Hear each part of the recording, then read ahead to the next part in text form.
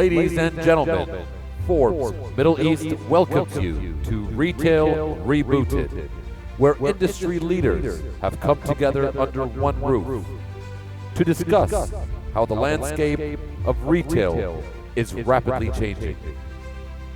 The retail industry leaders for 2019 will be introduced as we reveal the top 20 retailers of the Middle East.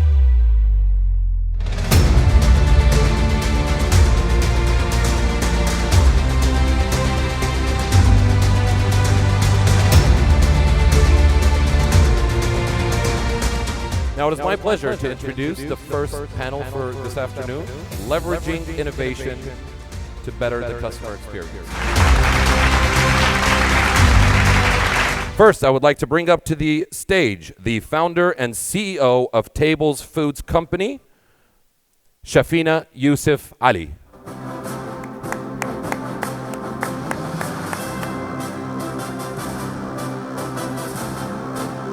Shafina is a chairperson at Tables India and the director and co-founder of 2014 Holdings, introducing internationally renowned F&B concepts to India and the United Arab Emirates. Shafina has established more than 30 F&B stores in the span of 7 years. Next up to the stage, I would like to welcome the managing director and general counsel at Gulf Related, Daniel Perry. Round of applause, ladies and gentlemen.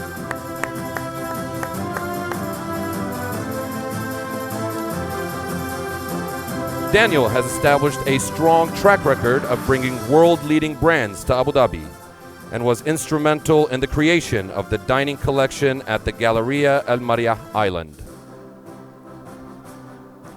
Next to the panel, I would like to introduce the co-founder of Marina Home Interiors, Khurshid Vakil.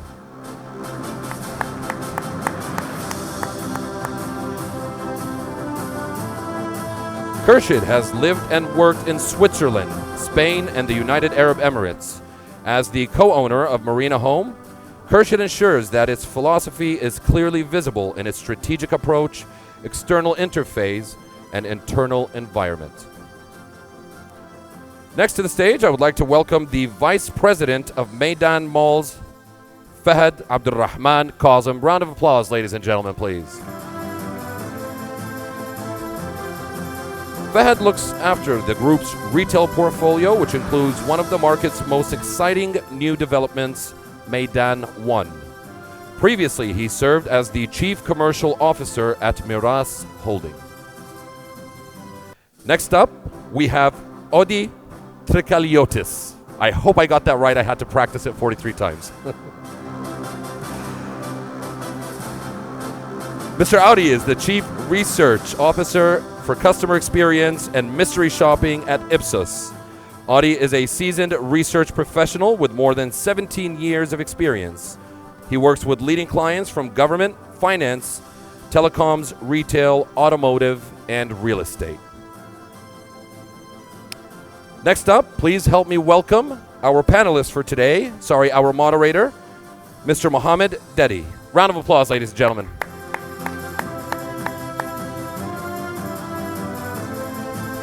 Our moderator today, Mr. Mohammed, is the principal at A.T. Kearney Consumer and Retail. Mr. Mohammed has 15 years of experience in North America and the Middle East. Mr. Mohammed helped clients tackle their more critical agenda items. His work has demonstrated impactful and measurable top and bottom line results for his clients. Good afternoon, everyone. So topic today, leveraging innovation to better customer experience. I guess it's important to first start off with how we think of innovation and why it's important. So for that, I would like to start with Mr. Odi. I think you have some interesting stats on why innovation is important and why it enhances the customer experience. Thank you very much. Hello, everyone. In a recent study we did on the retail sector in Dubai, we actually found something very interesting. When we asked people if they had an exceptional experience or a bad experience, how likely were they to talk about it? And we found that actually when the experience is unexpectedly positive, more people are likely to talk about it than if it is a negative. which is counterintuitive of what we used to say in the past. It seems that there is a lack of positive experiences that really stand out in consumers' minds and customers' minds. Therefore, that's why we believe this is what we observed, that if something really positive happens, you want to share it. If something negative happens, not that much in comparison to a positive experience. So therefore, that shows that it's critical to create opportunities for delight in the retail sector when you talk to customers, when you serve customers, and when you host customers in your establishment. Okay, great. So why is this, so how does this translate maybe, Shafina, in your experience, right, as a food and beverage entrepreneur? So how have you seen that play out? I think review sites like TripAdvisor or Zomato, they all, I think, validate this exact point that when they have a positive experience in the restaurant, they're more likely to sort of give us a review or talk about it rather than sort of have a negative review and then say, oh, I'm never just going back there again. I think that's the trend with the millennials or the young generation of today. They want to sort of have a positive outlook in life, and they want to display the positive experiences that they have, which I think is what the innovation is trending towards now, where it's about creating more positive sort of experiential experiences. They want to have an experience and they want to talk about their experience rather than have a negative experience and then just forget about it. I think that's what it's about in today's times. Okay. And Khurshid, I think in your business, you know, food and beverage, it's easy to picture, you know, how innovation comes out because, you know, social media and things are used so frequently, and that's typically, I think, what Shafina is referring to. How does it play out for you at Marina Home? Like, what are some of the innovative practices you guys are bringing to market? I think innovation starts with knowing your customer better. I mean, you can use any form of technology, you can use any form of service standards. If you do not know your customer, I think you're way away from reality. And in today's day and time, the customers are ever changing. So we focus on our customers first. And it also varies from business to business. The approach towards innovation for example, a startup would be totally different in comparison to a business that has been there for a decade or two or three. But we often take it for granted that we know the customer. Contrary to the fact that the customer changes year after year, consumer behavior changes year after year, consumerism changes year after year, the likes and the dislikes change after year. So we cannot say that what innovation we can use today will work for us or anybody in 2 years' time and 5 years' time. We take it for granted.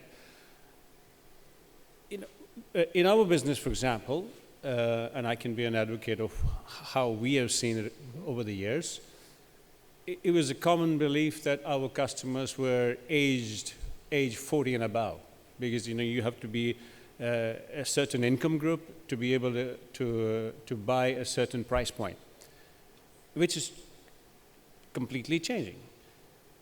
Those customers who were 20 years of age 10 years ago are 30 years of age now, and they are our new customers. Their habits are different, their purchase patterns are different, their likes and dislikes are different, and they buy in a totally different environment. They are very digitally savvy, but they also like the experiential part of the touch, feel, smell, aroma, etc. So we emphasize quite a bit on that aspect, know the customer first. Yeah. And then go backwards and use your digital innovation or any other form of innovation, including the service standards, to put the two together. Great. What about on the mall side, right? I think there's a saying now that shoppers don't come to the mall because they want to, it's, or because they have to, it's because they want to. So maybe Daniel, Fahad, like, what are you doing to get people inside? How are you making footfall, stay constant or increase, hopefully? Sure. So we've just opened our mall 3 weeks ago. That was the expansion. So we're now 400 stores. So it took us 6 years to get the expansion up and running, which is a 1.5 million square foot expansion. So it's not a little one. We spent about 2 years, exactly what Kirsty just said, knowing your customer. So we wanted to create the experience for the customer. We are Abu Dhabi-based, golf-related. We're a New York company based in Abu Dhabi for the last 10 years. The stat that I always throw out, we know that 33,000 babies are born in Abu Dhabi every year. That makes about 15% of the population less than 5 years of age. So our customer is kids and mums and families. So how does that translate into a shopping experience? Baby change rooms, family rooms, really nice bathrooms. Let's start with the simple things. Elevators to let strollers and families and nannies come up together. And then parks. We've just created 3 open parks, 24/7. In the cooler months, they're not built for this weather. And what we've created is a kids area for under 5s, and another park for teens, and another one for quiet relaxation. And we've put soft play, we've put Jenga, we've put pool tables, bocce, all sorts of things to create an experience.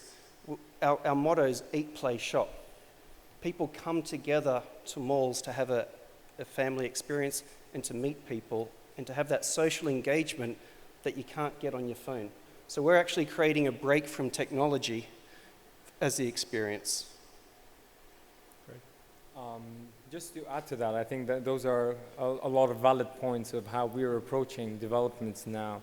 Rather than creating these massive white boxes of retail, it's really focusing on the experience. And if I take a step back and see the panelists over here, I think they all hit on a very important point, is knowing who the customer is, providing to the customer what is really their needs and requirements, rather than just becoming a shopping destination.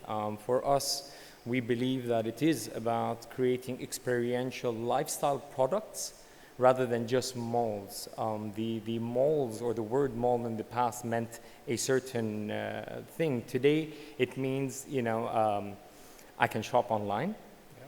How do I avoid getting just this very dry experience and have this one-to-one personalized experience, be it in entertainment, F&B, retail, or just really spending time in a mall, in an environment that is getting you outside of the harsher weathers during the summer. Yeah. So to provide that, we really need to understand how do we create a holistic product.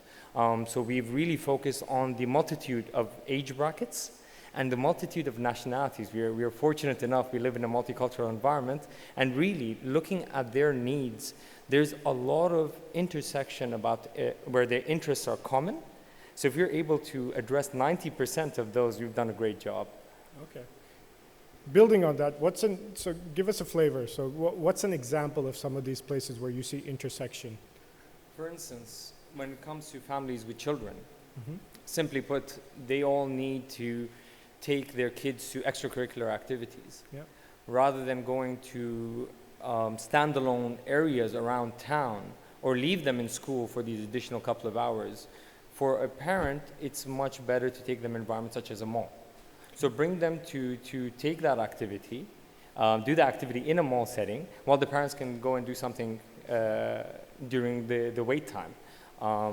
Entertainment, everyone likes going to cinemas. As simple as a cinema might be and as widespread as it might be, these are basic needs that you need to provide. When it comes to adventure zones, generally when you look at adventures, trampoline parks and climbing, you don't generally find these in malls in the past, but now they're becoming a very important part and parcel of the experience that you're providing to the adults, adolescents, and so on and so forth. So there's a lot of things that we see a commonality in, rather than a differentiated, sub-segmented product. Good. So we touched on two really interesting points, right? This idea of personalization, I think that came through from everyone, and also the need for a variety of offerings, right? Because we live in a multicultural city, consumers' wants and needs constantly change. I guess one question that comes up is maybe, Odi, maybe you've seen some of your research around customer experience, and from the mystery shopping work you do. Are there other common threads that come up when you think about customer experience more broadly? Well, as you mentioned, UI is a very interesting experiment because we have so many different nationalities coming from many different backgrounds. That means also the expectations of the service are different. For example, we always observe when we do surveys and in customer satisfaction that people who come from West tend to give lower scores than people who come from the East.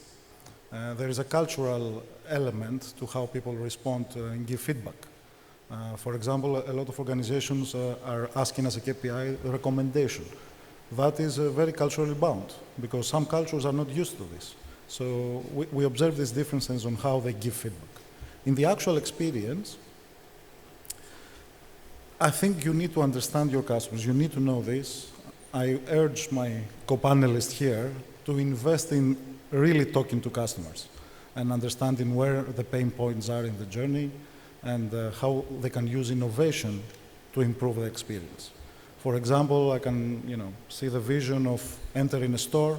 They know who I am, what I purchased in the past. They welcome me by my name, and they tell me what is new and available for me. This will be a very good convergence of innovation of online and the experience at the store.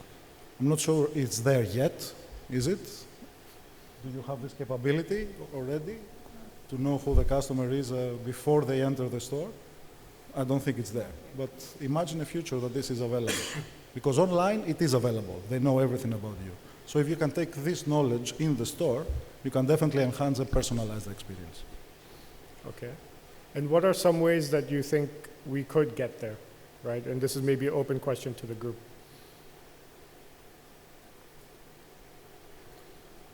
I think I'll take that as well. Yeah. The challenge there is how do you get this information, right? Yeah. So, and it has to be a little bit discreet because everyone wants to have customer data to analyze in order to see what the customers want, but at the same time it's a matter of privacy, right? So who here is not bombarded, let's say, from SMS from retailers every day telling you that they have something to offer? Personally, I find it one of the most annoying things in UA. So when you have the customer data and information, you have to respect that. You need to understand when they want to be communicated and for what reason. This is not done. Now it's a more like, let's send 1 million SMS, we have this offer today. Personalization is required, so you need to know more about them. Do you agree on this? Okay.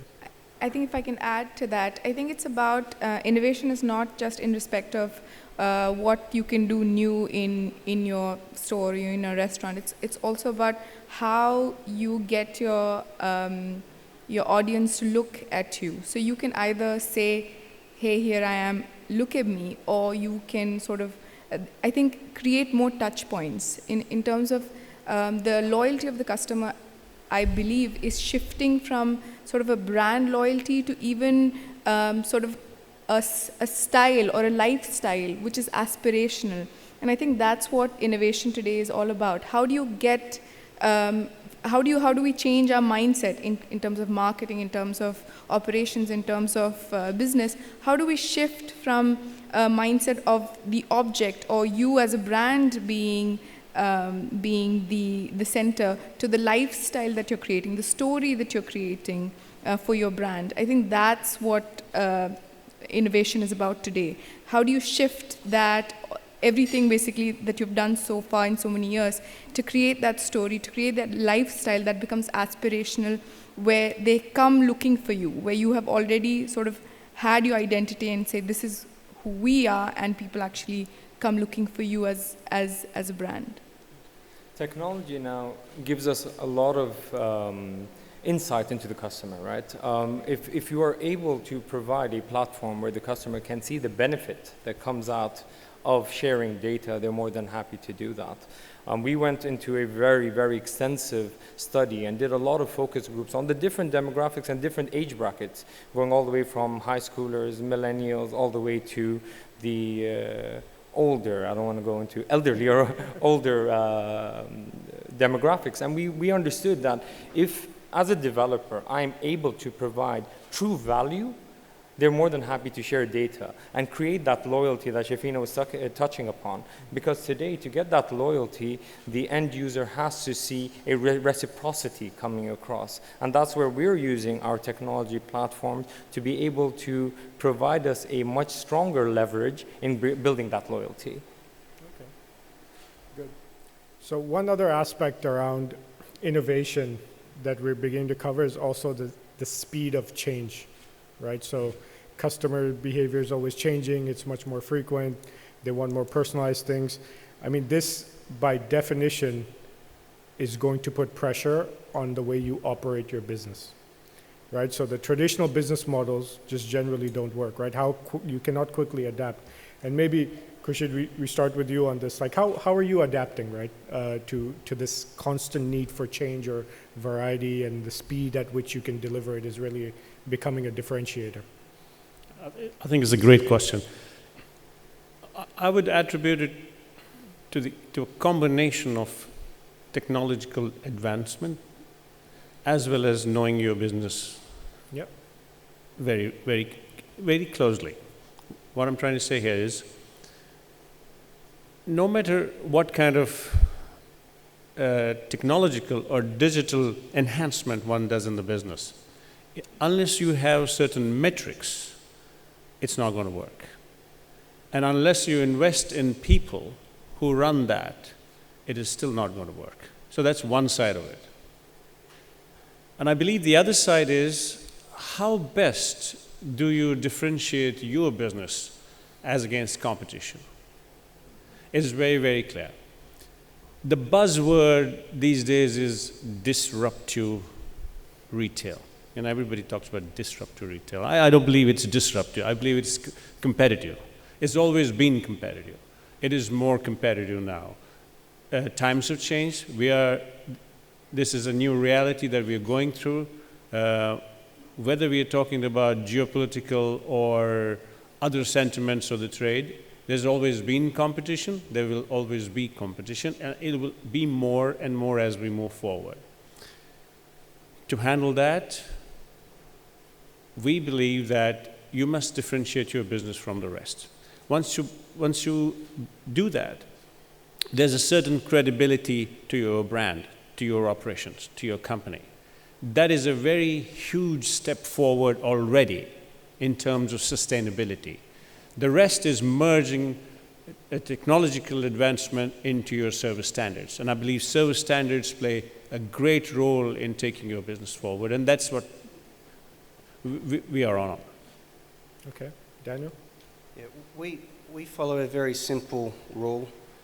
If technology can't make a task simpler, don't use it. And you see people pitch to us continuously, you can get all this heat maps and da-da-da, and as Khurshid said, if there's no metric coming out of it, then why are you doing it? So what do we like? Simple. When you want to come to the mall and you're leaving home, you want to know if the mall's open, great. As you're coming on our Maria Island, you know, which car park's got the most vacant, which ones are full. That's great technology. Then as a mall operator, I'm trying to get you to disconnect from your phone and share experience with people. That's what I'm focused on. I'm focused on having people actually spend time socializing with each other, eat, play, shop. And so what we do, we have a customer experience officer. We've got someone with a director title. There's a team, and they spend their time back to basics. It's training customer experience.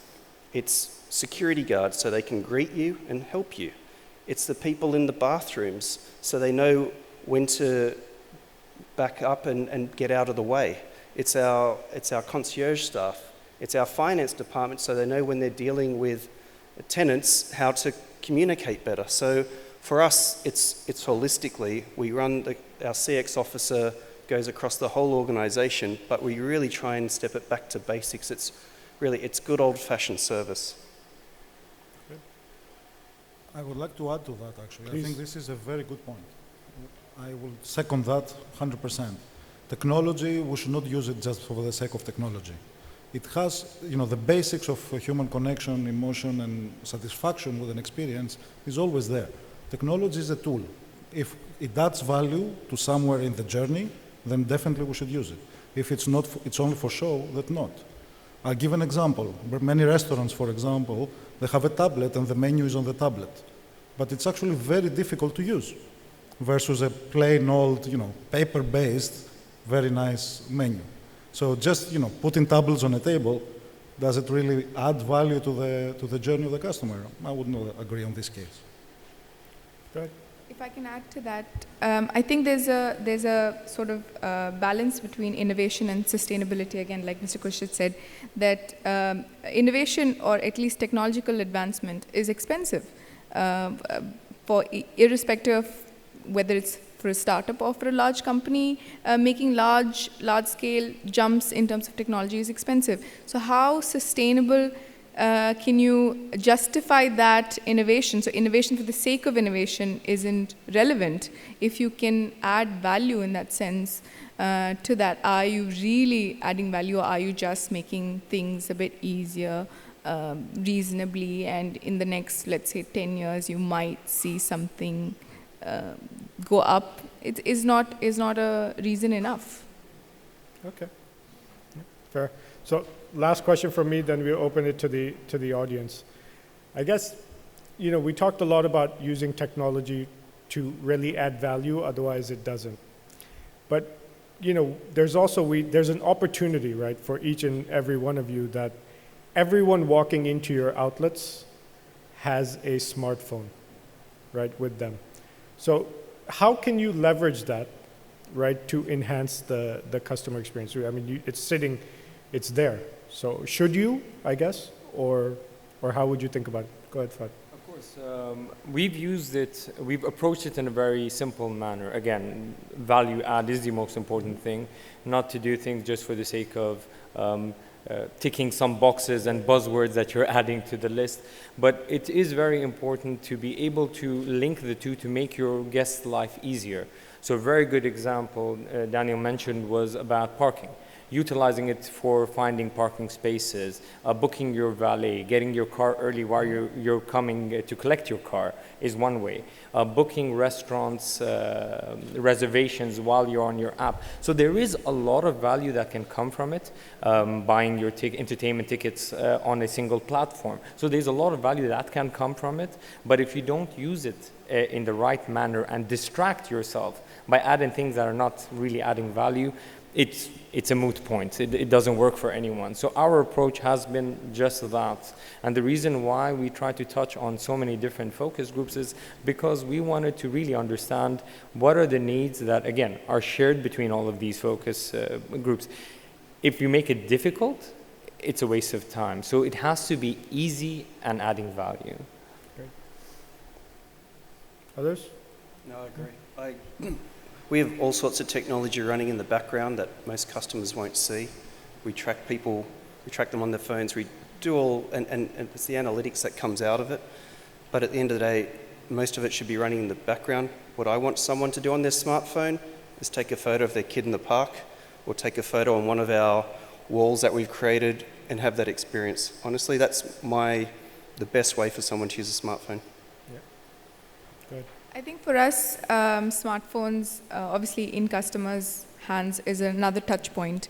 They can redeem their vouchers, they can take pictures of the food, they can look at what's good at the restaurant, etc. But if we walk into the restaurant and the food is in front of you and they're on their smartphone, obviously we're not doing a good job.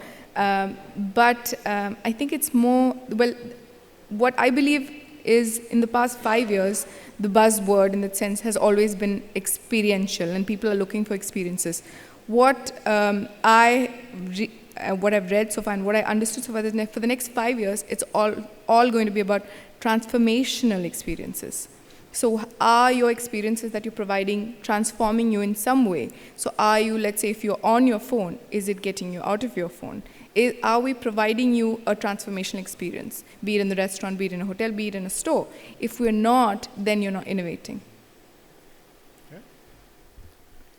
Should we turn to the audience for any questions? I think there are a few people walking around with mics, so just raise your hand and we will get to you.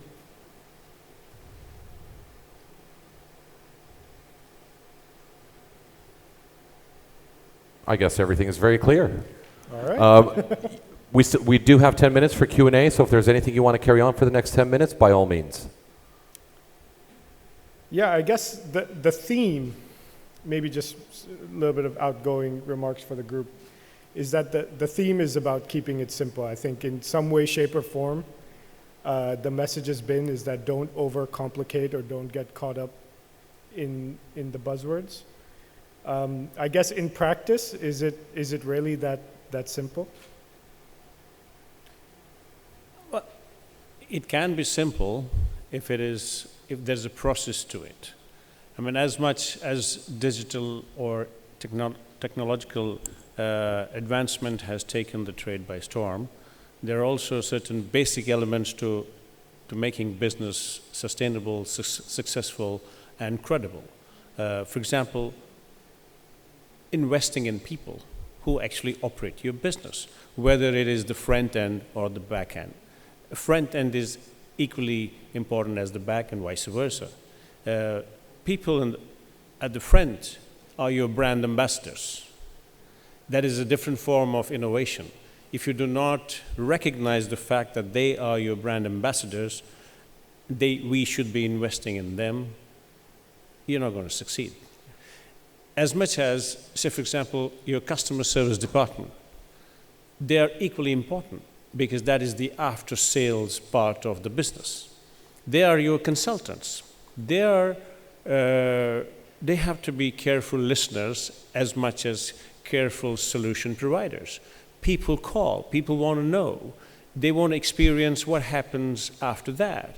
And if we don't deliver based on our promise of a certain standard of service, you're not going to get that loyalty again.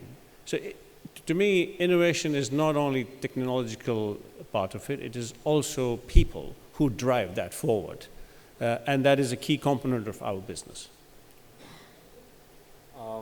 The way also we look at things is understanding the stakeholders that we want to provide innovative solutions to. When it comes to me as a developer, there are 3 key stakeholders that we try to address.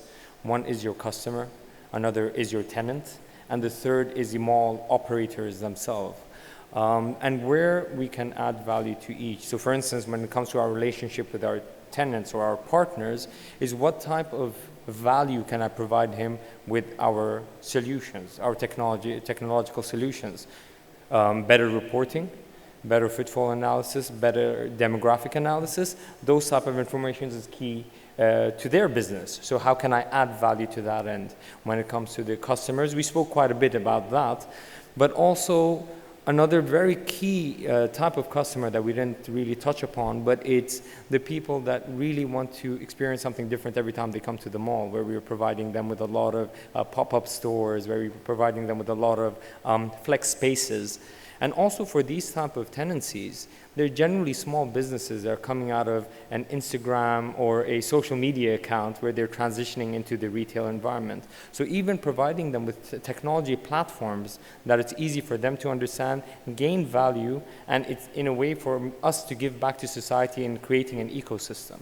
So we're really trying to approach it quite smartly, yet cost effectively as well. So from our own needs, our mall management needs, is again understanding what is the customer experience when you have restrooms that are excessively in use. How do I make sure that we maintain a certain standard of cleanliness? When we have a breakdown in something, how quickly can I respond to those?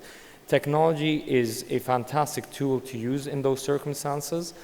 Big data analysis, artificial intelligence, there's a lot of information that the technology platforms can process, which helps us in operating our systems in a much better way.